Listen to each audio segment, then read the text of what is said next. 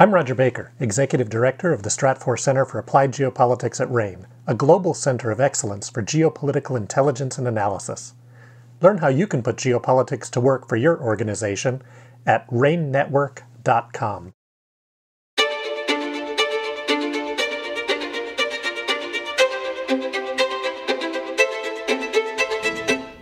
Welcome to RANE's Essential Geopolitics podcast. My name is Emma Kami, and I will be your host today as we discuss current trends in the Israeli-Palestinian conflict that suggest a growing potential for a Third Intifada, which could have significant political and economic ramifications for Israel and the Palestinian territories, as well as exacerbate security concerns within the country. Here with me today is Charles Thorson, a global security analyst at RANE. Welcome, Charles. Thank you for having me, Emma. Can you talk a little bit about recent Israeli-Palestinian violence trends? Sure. Recent Israeli-Palestinian violence trends, violence between Israelis and Palestinians has been trending upward over the past year and has gotten particularly violent over the past quarter. So we saw particularly violent shooting in Jerusalem earlier this quarter. We also saw a fairly violent Israeli settler riot in a Palestinian village. And both of these are just indicators of, especially on a popular or a grassroots level, just how bad anger is getting. What's fueling it appears to be is Palestinian anger at the continued occupation on the one hand, and on the other hand, increasing Israeli far right, I guess, violence, but also far right harsh rhetoric. And what's been driving the continuing high level of violence in Israel and the Palestinian territories? Well, so you've got Palestinian dissatisfaction with the status quo as it exists, so the Israeli occupation. In addition, you also have some longer-term factors like Palestinian dissatisfaction with their political leadership, as well as poor economic conditions stemming from the COVID-19 pandemic. On the Israeli side, you've got a growth of far-right activism.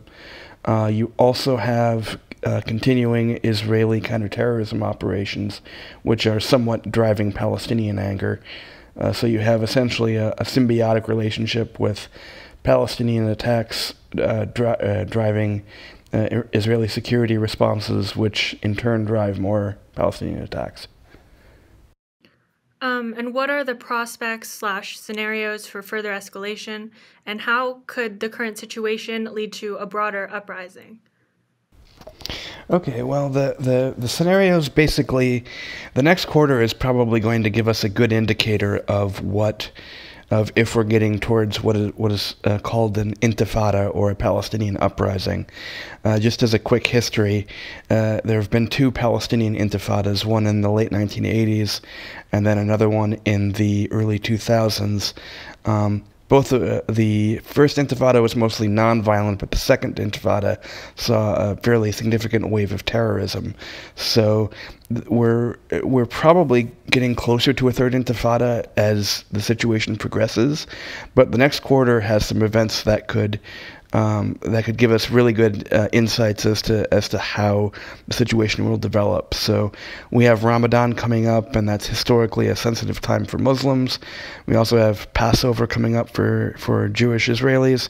That's also a sensitive time. And during these times, we tend to see clashes around holy sites like Israel's Temple Mount and Noble Sanctuary, and those have triggered escalations in the past, most notably back in May 2021, when clashes around the holy sites played a role in precipitating the May Gaza war.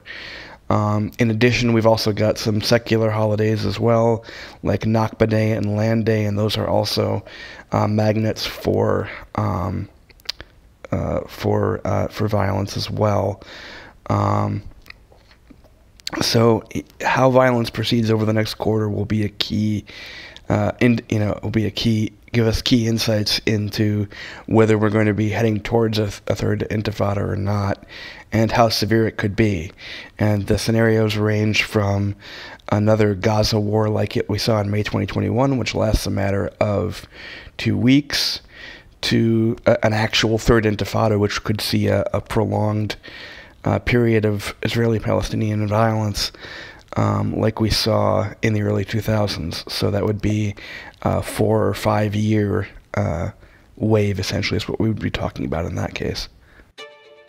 You can learn how geopolitical events like this could affect your business with RANE intelligence briefs. Our flagship risk intelligence products provide clients with access to the insights and analyses they need to make more informed decisions and drive better risk management outcomes, all for a fraction of the cost you pay yourself. Sign up at ranenetwork.com. That's RANE network.com. I'm Emma Kami. Thank you for listening.